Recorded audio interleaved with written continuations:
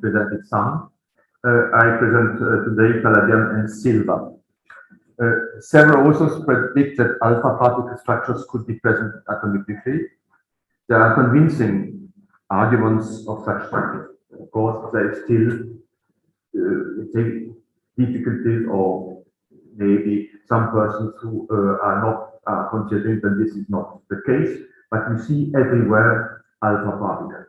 I think in my calculation, as well as in some experiments, we see alpha particles. So probably this is true. So I based my work on alpha particles and also on some other substructures of alpha particles, which are NNP, which is lithium, NPP, which is helium-3, and also NP, deuterium, etc. So you can see here. Sorry. You can see here that the binding energy values of deuterium, tritium, helium-3, and Nn are related through that very simple equation. I will then explain why. For more details, of course, of my theory, it's necessary to rely on my former presentations or to what is on the internet, of course, on the same subject. What is important is to say that according to my hypothesis, it's an hypothesis, of course, it's my theory. The binding energy of every nucleus is the sum of the binding energy of the different substructures and the binding energy among these substructures. Of course, this deserves some discussions. So this is an assumption on my side, but it's based also on hundreds of calculations for nuclei I have made and which show this possibility.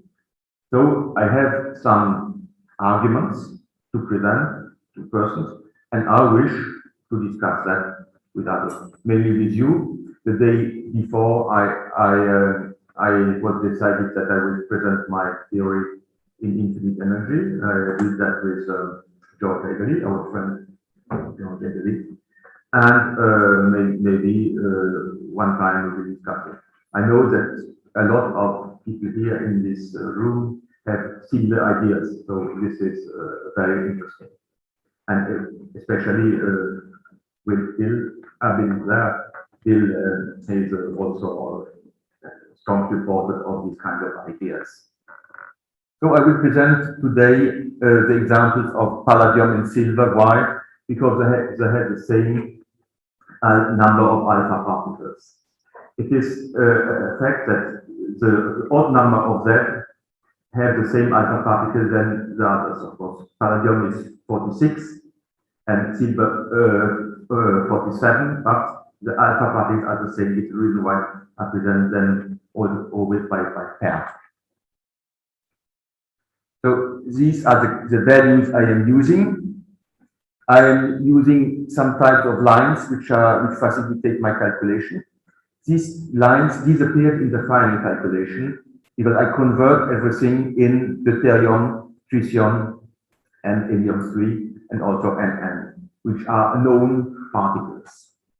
So this is important to know. I do calculations, but afterwards I take again what is known. I have some examples very quickly. For instance, the most important one, according to me, is oxygen 16.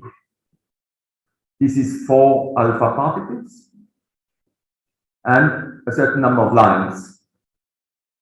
This is, after my hypothesis of calculation, 2Nn plus 2Np, which is 4A, because as mostly Nn plus Np, I have merged them in A to A.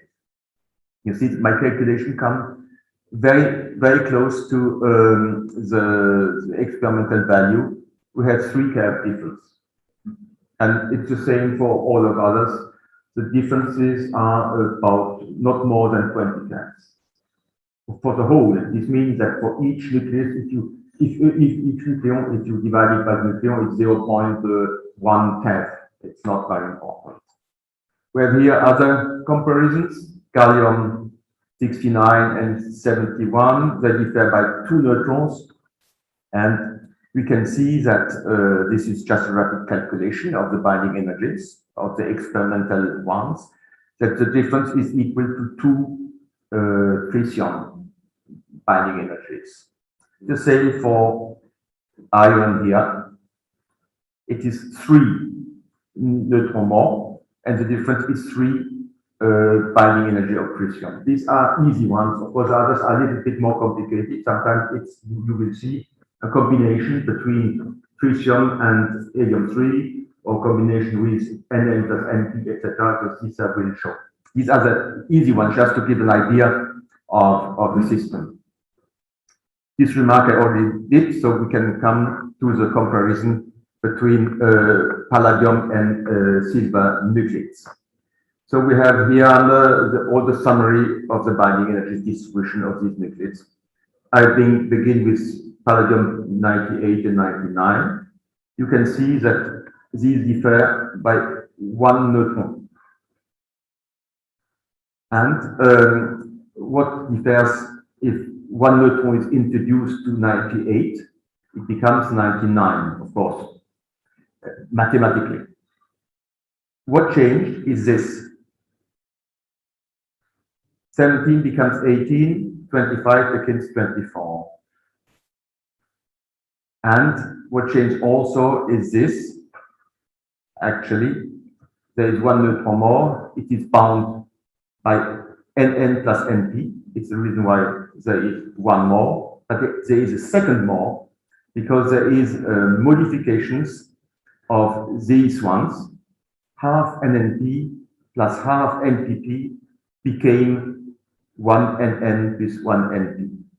Consequently, of course, there is 0 NNP here and 2.5 only.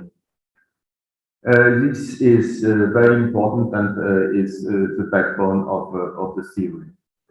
The basic rule, actually, I put it here, for the core is to have, for of course, palladium and silver, to have 21 NN with 21 NP. This is 42A. I explain later at time 1. And this changes, of course, with the nuclide. For the supplementary neutrons, this does not change. The basic line is Nn plus Np per neutron. And for the proton, NPP. That's all. And so this is the reason why you can see here lines which mark the difference with the basic rule. When the difference is too important with the basic rules, the nucleus is not stable. Especially when there is here a minus, this means that the core of this nucleus is not stable. We'll see it in the following. Here we have palladium 100 and 101. So we can see that these have the same number of Nn plus Np, but still it's not enough to be stable. There should be 21, 21. You can see that there is, of course, 1 neutron more in palladium 101 compared to 100. It's normal. You can see that here also 1 neutron is bound with 1 NPP instead of 1 NN and 1 NP. There is a decrease of 1 here, an increase of 1, and even 2, because the second neutron which entered is bound directly by NPP. So you can see that the only difference between these 2 nuclei is here, not much. Same now for 102 and 103. Palladium 103 is stable. It's the first one which is stable or considered as stable. Because there is an equilibrium between 21 and 21 here. Of course, there is also a little discrepancy between N and NP, but this is not very important. It makes this nuclide stable, even if it's not very important. The natural abundance is 1%. Of course, those who are better structured have a natural occurrence abundance which is bigger. Of course, that's normal. Now we have PD 103. You can see that this one, compared to palladium 102, is not stable because he has 1 NP more than NN.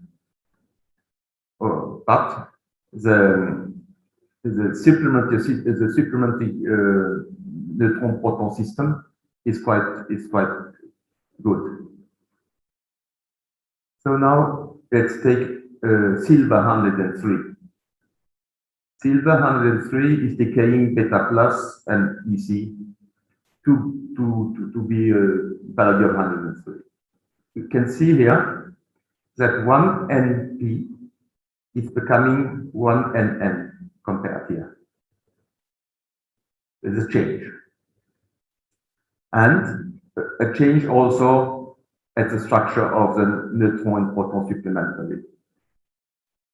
2 NN plus 2 NP are becoming NPP, as well as 1/2 NNP. So at the end, this modification, transmutation, has as a result change 1 NP in 1 NN here, and a little bit here.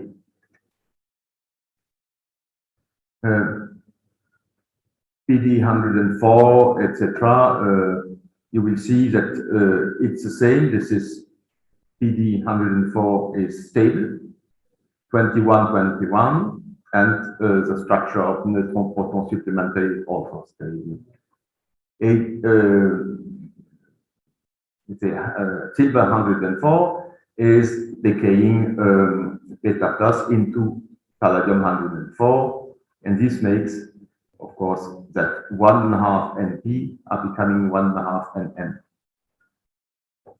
Also, there are changes here.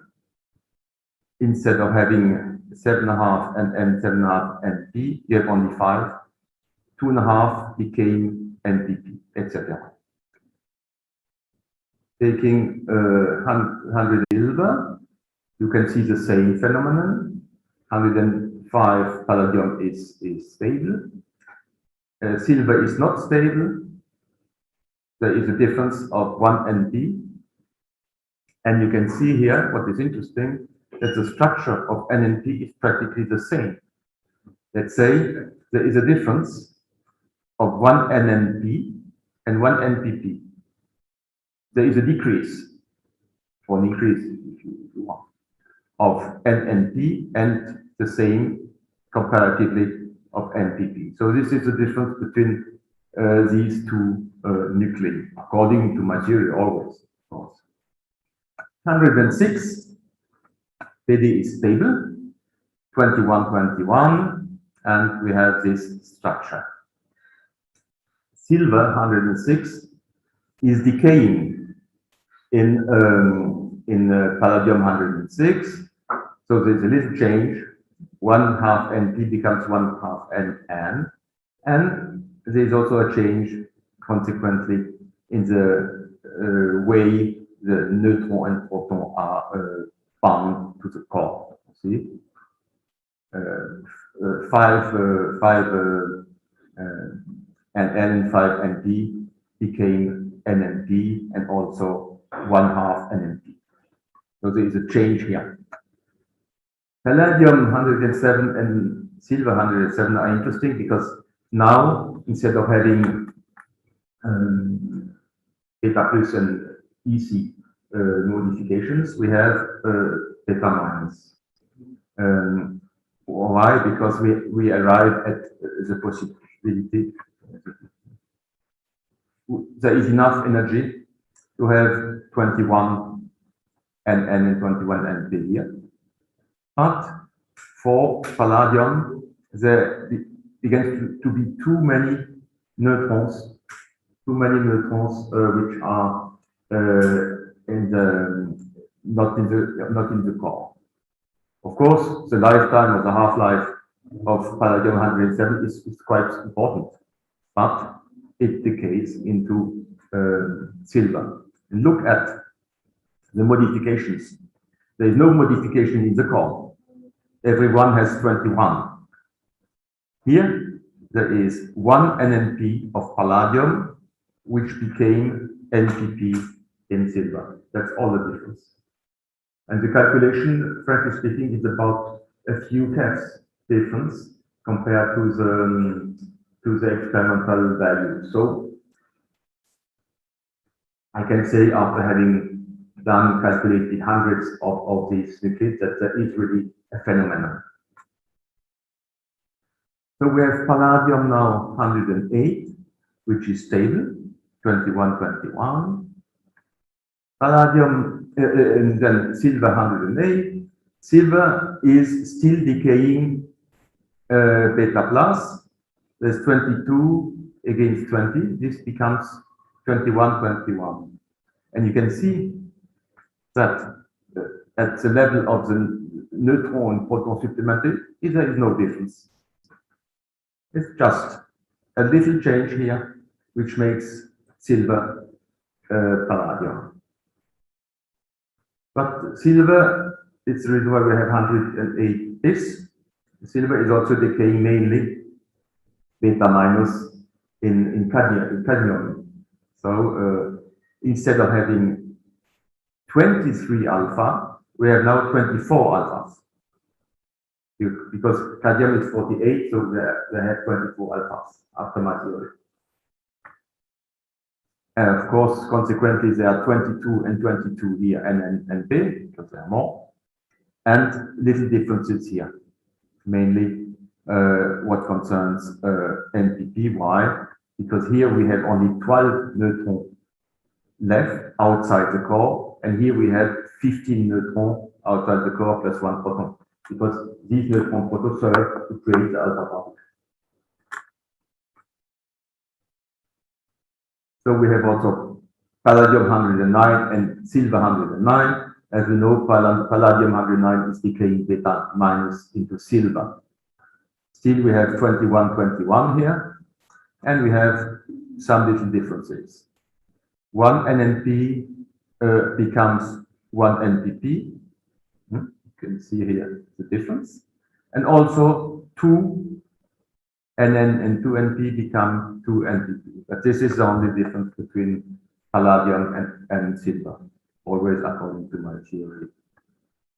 110 palladium is the last one, which is stable in the stereo palladium. And you can see here that there are two possibilities of breakdown for palladium. We have still 21, 21, this is normal. Here we have 10, 10, 6.5, 1.5.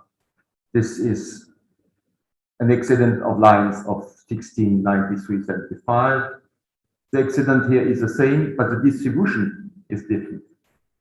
There are some flexibility. If the more neutrons we have or proton outside the core, the more flexibility we have in the modifications. I cannot develop it now because it's we have not time to do that. But anyway, it's important. Silver 110. We have still the same structure with the same and neutron proton structure. Yes. So now we have only beta minus decay because there are enough energy. And so you can see that palladium 111 will decay in 111 silver, etc., etc. Because this is always being the same now till the end of the series. And you can see the little modifications. Here we have 4 NP4 NP, which are modified in NPP plus 1 NNP. The same with palladium and silver 12. It's always the same kind of things. Here also, you have 21, 21 with some modifications at the level of the neutron and the proton supplementary. Sometimes very few, not very important to see. 2 and 2 here became 2 NNP. That's all. Here it's half NN, half NP, which become half NNP. That's all. Here it's the same, and it's actually the end of the series. You can see, for instance, that silver 116 and silver 117 are differing only by one NPQ. There is one neutron more, which is bound to the core by one tritium bond. That's all. Now we come to the core structures of palladium and silver. You can see here a schema, which is about, let's say, 23 alpha particles, which are bound by 42A bounds, which is 21 NN plus 21 NP. This is always according to me, to my theory, or my hypothesis, the core structure of the two, palladium and silver, provided they are stable, of course. If they're not stable, there is less A bounds, but more NP bonds. Sorry. This is an example of calculation. You see, I calculate the core, number of alphas, number of NNP, and then the rest. And you can see the precision. The precision for palladium 108 is 4 keV compared to the experimental value. Here it's a bit more for silver, but silver has only a half-life of 24 seconds, so it's sometimes it could also be a little bit the verification, the experimental verification. They say, of course, that they're able to do as well when it is 24-second half-life than when it is stable, but okay, this is as it is. Huh? So, hypothesis of creation of one alpha particle. We have seen that silver can also decay in cadmium. So I do the following hypothesis within my own hypothesis. So it's the second hypothesis, of course, we have to discuss if we have time. If a deuterium merges with the structure of palladium 108, the result is silver 110. And silver 110 decays into cadmium 110. Or actually, there are 14 supplementary neutrons in cadmium 110. In silver, there are 17 neutrons and 1 proton, which serve, of course, to create the alpha particle. So the beta decay of silver 110 transforms 1 neutron into 1 proton. So 2 neutrons and 2 protons of a silver 110 create a new particle. This we see, yeah, we'll finish on time, no problem. You can see the difference here. 23 alpha, 24 alphas, 21, 21, 22, 22, and some differences here on the level of the neutron-proton supplementary. Of course, there are differences because here there are only 14 neutrons outside the core. Here there are 17 neutrons plus 1 proton. And these are the conclusions. So I can say the following. The breakdown of the binding energy of a nuclide is based on alpha particle bonds after my theory, deuterium bonds, which is NP, tritium, helium-3, and also NN bonds, which is part of alpha bond. This is one point which on which I can conclude, still within a theory. Second, assumptions about the structures of the nuclei based on their similarities could be made. You can see that they are very similar. The core is very similar. And also the neutron and proton structure is also outside the core is also very similar. So really, it's an important point, I think, for my theory, but not only for my theory, but also for let's say our concern, which is cold fusion. So I say third point, usefulness for our research. This is a simple structure which allows to follow the transmutation process in an easy way and consequently determine the nuclear modification each time a nucleon is added to a nucleus. So it allows to easily follow the transmutations yield in the frame of the condensed matter nucleus. So thank you for your attention.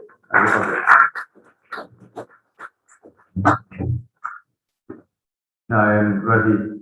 Yes, Mr. Chashi. Professor Chashi, or even Conrad, if you allow. Could you come back to the second sentence? You have to stay. Yeah, just a moment. The number of lines and so on. Yes, but you are new with that. The others are not asking me the questions about the lines. Yeah, the second one. Because I are. It is. Yeah, this one. Yes, page 4, yes. The point is, the idea to calculate some clusters and compose this say clusters is okay with words, of course. And we see that the results are very good compared to the experiment. The point is, first one is we are speaking about charge symmetry of the process. So neutron-proton interaction should be equal to neutron-neutron. Only difference is the Coulomb interaction. Okay, and this is just the first point I wanted to mention, because the Coulomb interaction in nucleus is rather high. It makes maybe 20% of the total binding energy of the opposite side.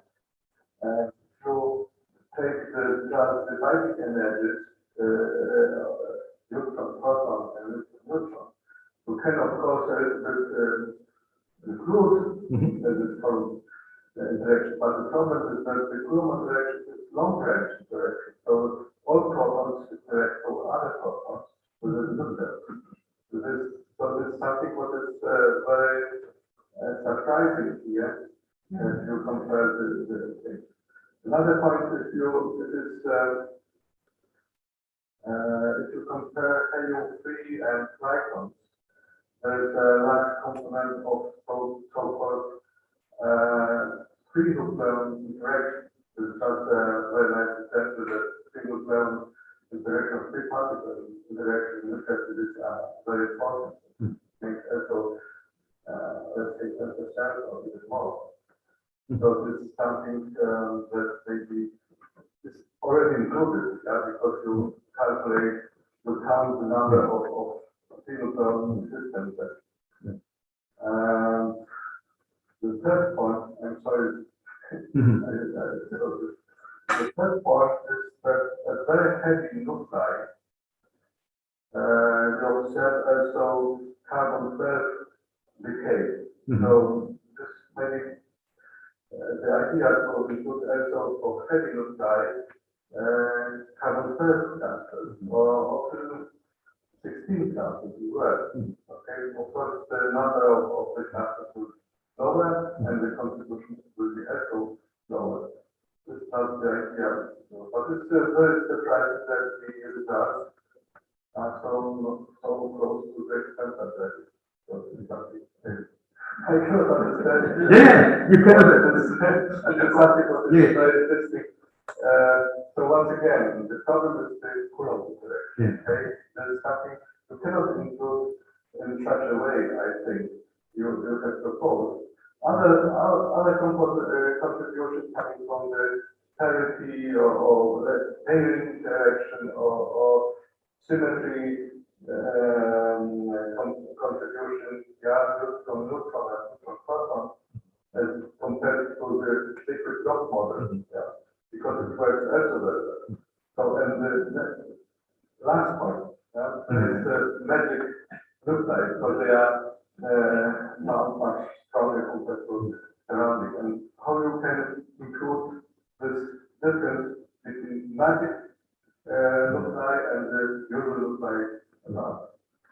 Thank you for the question. Of course, it's important because you are exactly doing the points which are controversial with the, let's say, classical nuclear. I fully agree on that. Yeah, I fully agree on that, to say first of all. Second, I can answer all these questions, but perhaps not today because it's a bit too long to explain everything. But I have a theory on internet on my hypothesis. My hypothesis, as I said the day before, the day before yesterday, is the following: that I'm working with symmetries between masses and antimasses, which is not accepted. I agree, but you can see the results, and these results are obtained very easily. Very easily. So I think after having done hundreds of calculations of that kind, that my theory deserves some discussions. Of course, not here now in 5 minutes, but it's the reason why also we decided that I will write an article on our journal Infinite Energy. We can discuss with all those who are interested. There are some points, and especially the magnetic dipole of the neutron and the proton, I have calculated on basis of mass and antimass, which is very interesting and which is new and not accepted. I fully agree.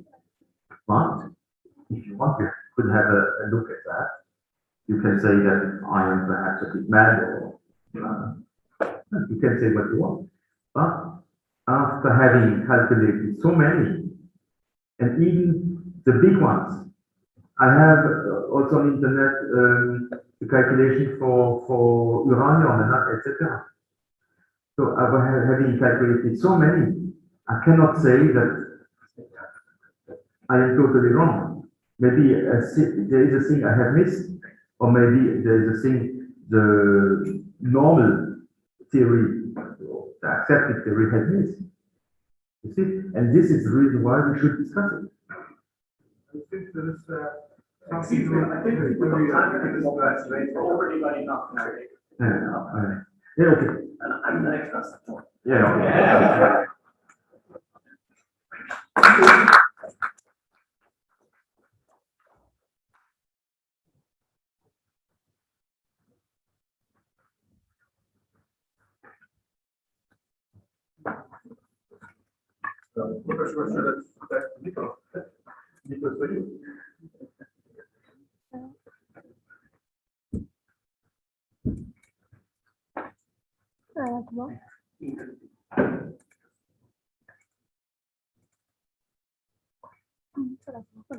First of September.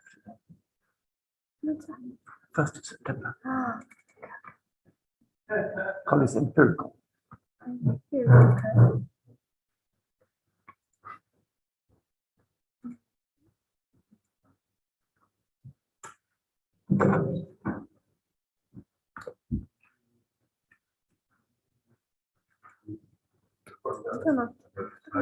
How are you finding it? Okay.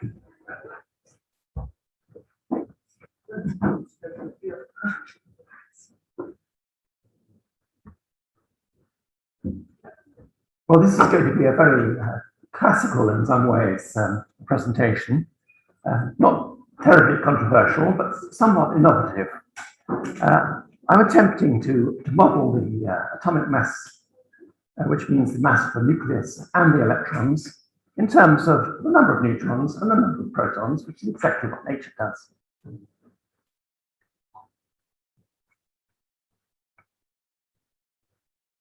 Why is there an interest in atomic masses to begin with? Well, we could measure them to about 9 significant figures, which is amazing.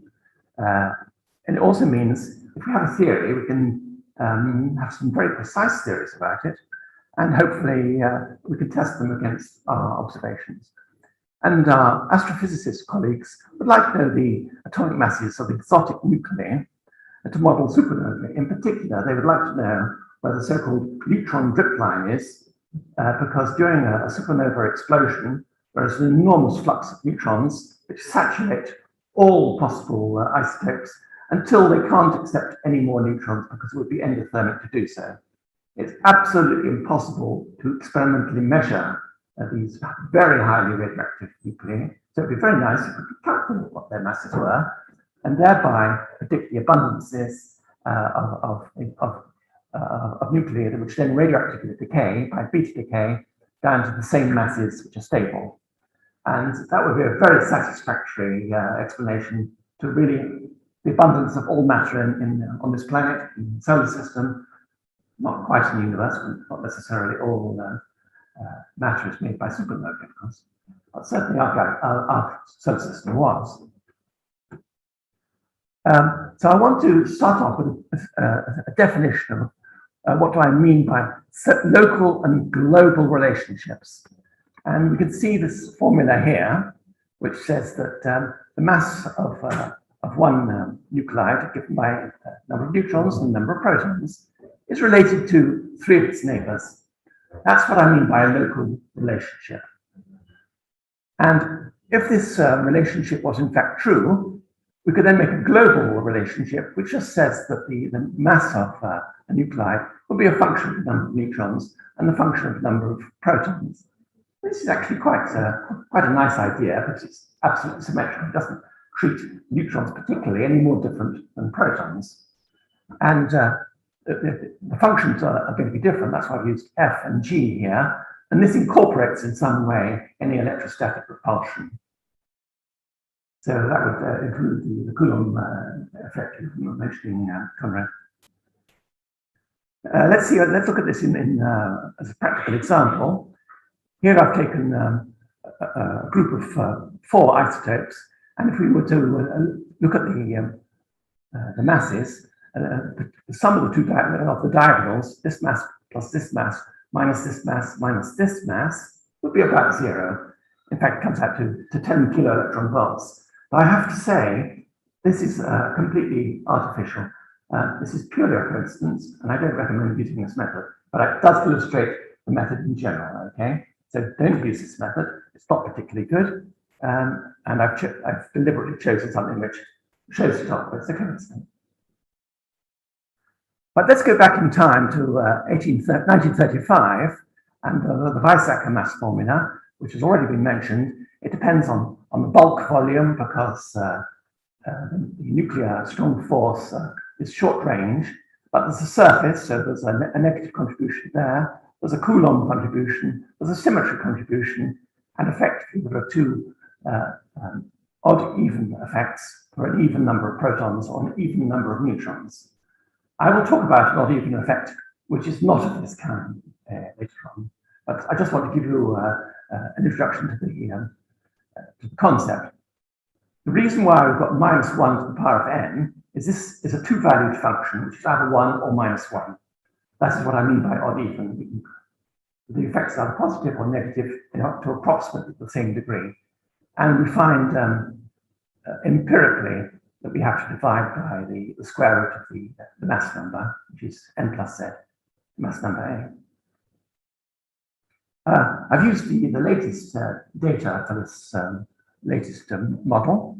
This is the atomic mass evaluation of 2020, which was published earlier this year in March.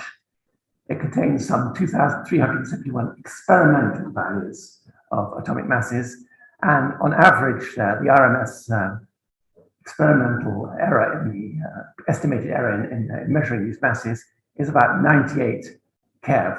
Let's call it 100 keV. And we can compare the predictions with the experimental error of that order of magnitude. And for historical reasons, not entirely valid historical reasons, the data is restricted to number of neutrons equal or greater than the number of protons, and the number of protons should be greater than 6, and the number of neutrons greater than 10. We're not really very interested in the masses of very light nuclei anyway, so I don't think this is a major detraction. But a lot of the models historically could not estimate low mass nuclei, and consequently it was a kind of fiddle factor to make their results look a little bit better. That's not the case anymore. We can estimate the masses of light nuclei very easily. The experimental errors are obviously estimated by the individual experiment groups who are doing the experiments, and their estimates sometimes are actually overly conservative because they don't want subsequent generations to show how to improve. So the errors may be overestimated.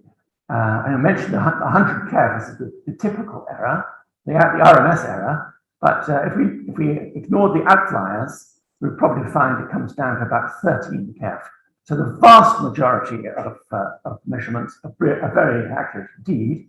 In fact, we can measure atomic masses of stable isotopes to less than 1 electron volt. And to exclude the outliers, I've ignored any isotope which has a declared experimental error greater than 125 keV, which is about 100 isotopes are excluded in this way. Taking into account of the experimental errors, there's a statistical concept called model error, which takes the RMS value and quadratically subtracts the experimental error. But again, because the errors are not normally distributed, this leads to completely artificial conclusions. So I don't use this approach. I use another approach to evaluate the quality of the error, and the standard literature just uses the RMS error. So I'm only going to talk about the RMS error today. What does the data actually look like? On the left-hand axis, we see this is the S2N, that is to say, the energy required to subtract 2 neutrons from an isotope as a function of the neutron number. And if we look right at the bottom, we have a negative energy, which means that the isotope spontaneously emits neutrons. And up at the top here, we need a massive 40 million electron volts to remove a neutron from some presumably rather proton-rich isotopes here. We can see that every so often there's a kind of discontinuity.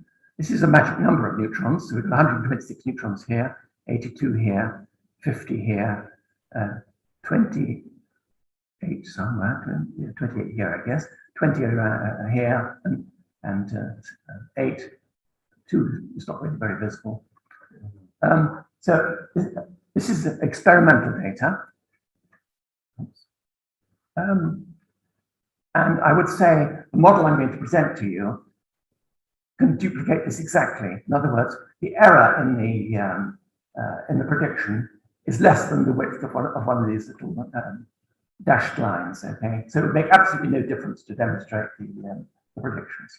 So it's very good at predicting known data. But if we were to extend down this region here, where we're approaching the neutron drip line, I think the method I'm going to propose has some defects. I'm not going to demonstrate what those defects are, but I'm not pretending that all predictions are perfect. So it's a common problem of all these models that we can predict known data. It's much more difficult to predict unknown data. Nevertheless, unless we try, we will never succeed. The software I use is a proprietary least squares regression program written in C with optimizations for sparse matrices. It's about 4,000 lines of code. It analyzes at least 100 different nuclear models. And probably historically, I organized another 100, but I just discarded them as being not particularly interesting. And it's taken me well over 25 years to develop. And the physicists here will probably be a little bit upset that almost no account is taken of underlying physics. On the other hand, the approach is not entirely new, and although no nuclear theory is involved, there is some rationalization as to why it works. So there is some literature about this kind of approach. The kind of approach, the local relations I mentioned earlier, started off in the 60s when Garvey and Kelson used an IBM card reader as a computer, a really primitive piece of equipment. There were about 4 kilobytes of code, and they used iterative techniques to solve the simultaneous equations. However, it gave a remarkably good prediction of atomic masses. And this strange pattern here is rather like the one I gave earlier. You add this atomic mass, you subtract this one, add this one, add this one, subtract this one, and the result is approximately 0. So from any one of those masses, you could from any 5 of those masses, you could calculate the 6th one. But of course, you need the local masses to begin with. And of course, the neutron tripline, we don't have them. So actually, it's not a very practical method. Nevertheless, for historical reasons, and because of its high accuracy, it should be cited. Garvey and Kelson themselves realized that a local relation of this kind can be made into a global formula as a function of protons, function of neutrons, and a function of mass number. I've tried this myself. It really is quite good, but it's not perfect. And we'll have a look a little bit later about what kind of errors we can expect. An extension of that last global formula is to add a 4th term here, where we have a kind of function of isospin, where the difference between the neutron excess, and we add a pairing term. And now the errors are coming down quite dramatically to 200 keV, which is not at all bad, and with 565 parameters. Why so many parameters? And the answer is all these functions are functions of integers. The number of protons is an integer. So in fact, we have a table of lookup values for each function, and then we get 565 parameters.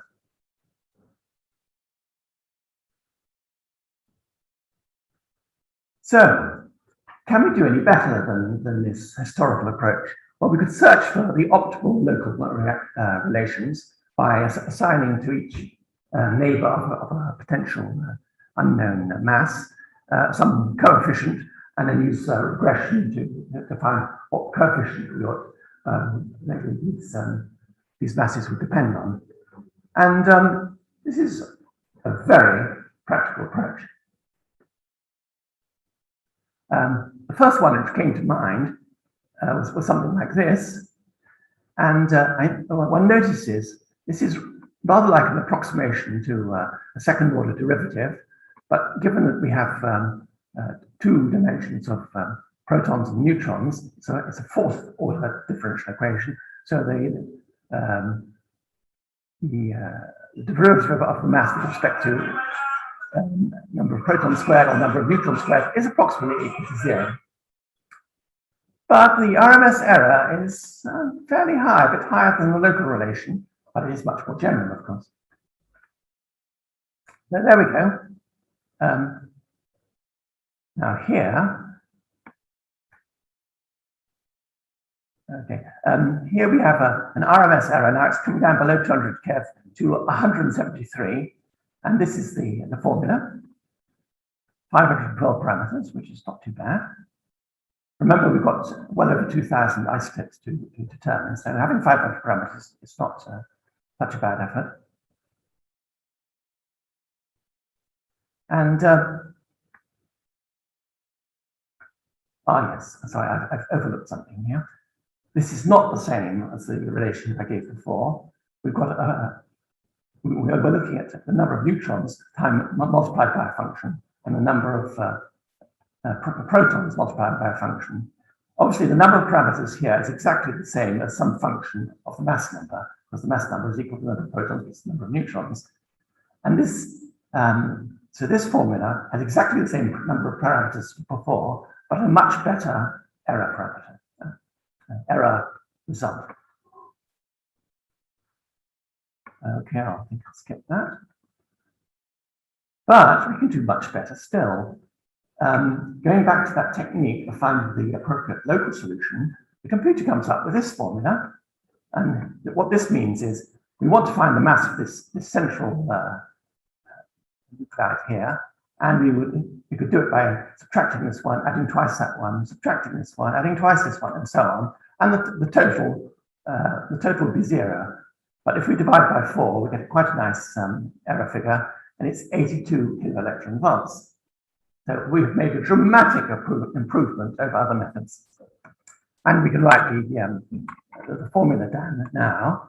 Instead of having 0 on the right-hand side, we have an odd-even function, which is not a function of the number of neutrons or protons directly, but simply goes simply the mass number. We could have used N-Z here with exactly the same result. That's why I said the odd-even effect, which I'm going to present, is different from the one in the Weizsäcker formula. And we can get even more complicated. If you can imagine,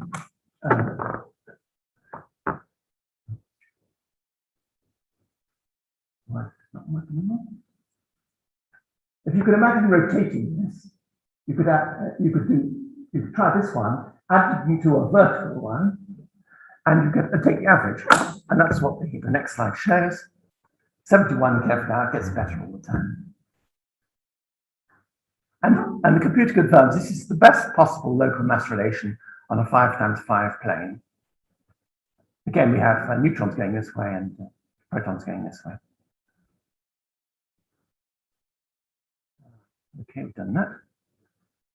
Well, I couldn't resist going to sixth order partial differential equations. I mean, this is obviously a good technique, but I have to say I have absolutely no real justification for this. It just happens to work. And the RMS error for the global formula is now down from 170 to 91, but with a horrible 800 parameters. But because many of these functions are in fact fairly smooth, we can eliminate quite a lot of the lookup values in the tables, and with reducing it to about 550 parameters, we're back down to 100 keV. Now remember, the experimental errors were 100 keV, so we've got very close to experiment.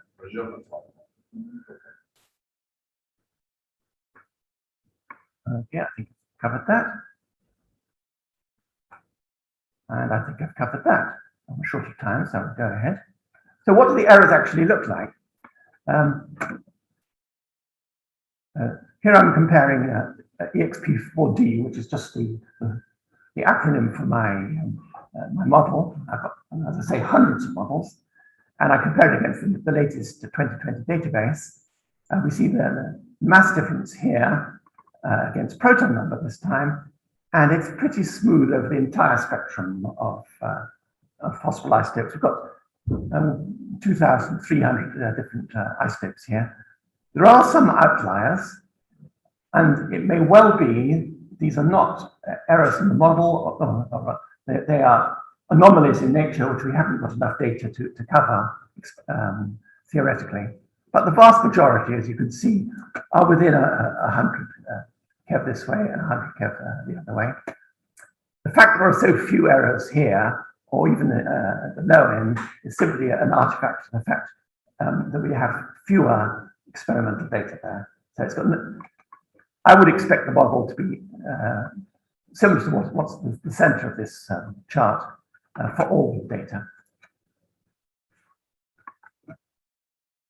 By the way, these beautiful charts are generated by software which you can download. And if anyone's interested to do this kind of thing, I'd be happy to give you the web address. So let's summarize for a moment the global models.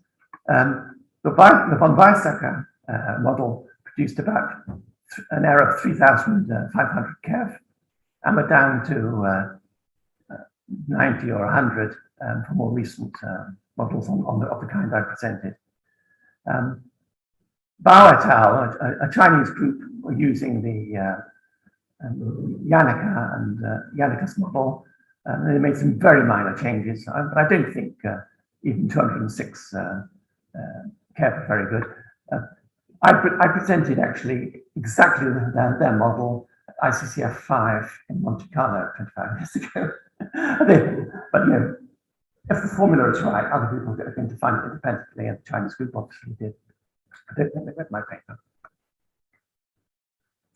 So the judgment of the scientific establishment is, I would say, that the Garvey Kelson local relations had a major role to play in testing experimental data. comparing observations with what one expects. The corresponding global equations corresponding to the Garvey Kelson local relations were not very good. There are always too many parameters, not very much physics. And after 50 years, it is time to overhaul the system. But as I started off saying earlier, what we're really interested in, or at least what the astrophysicists are interested in, is the so-called S1N, the separation factor from one neutron to see where the neutron drip line is.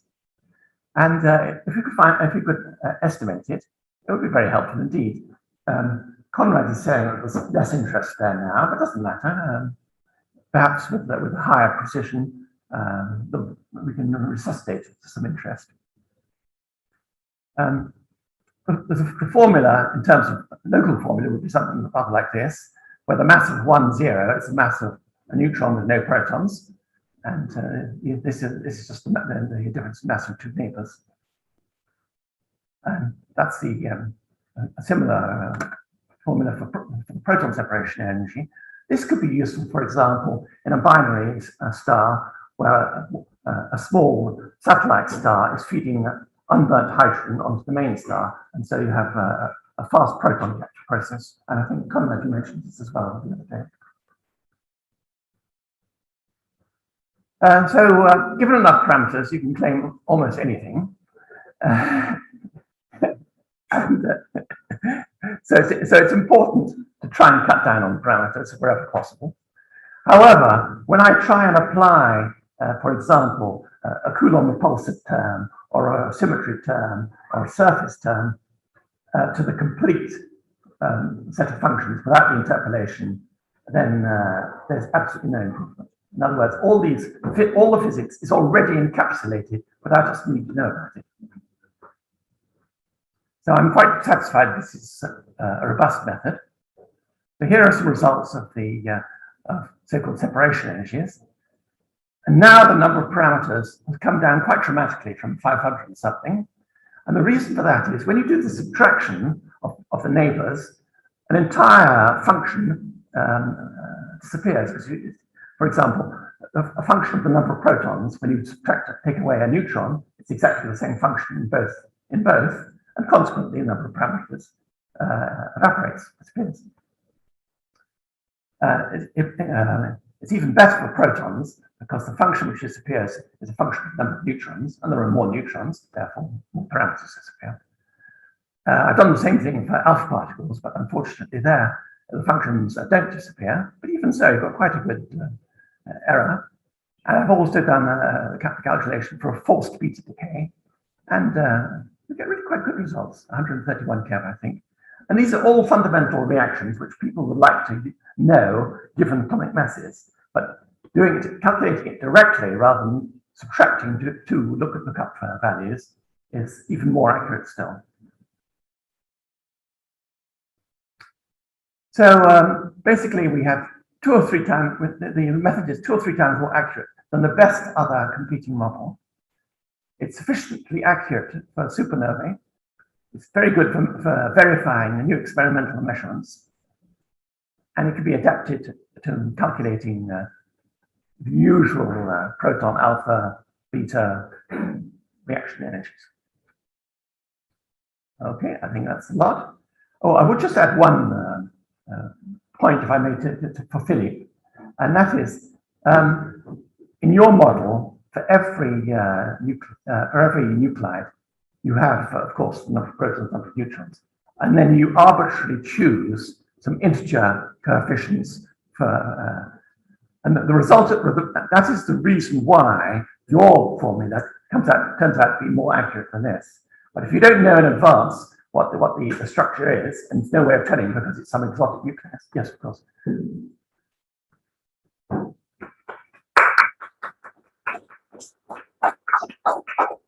Yeah, basically, right.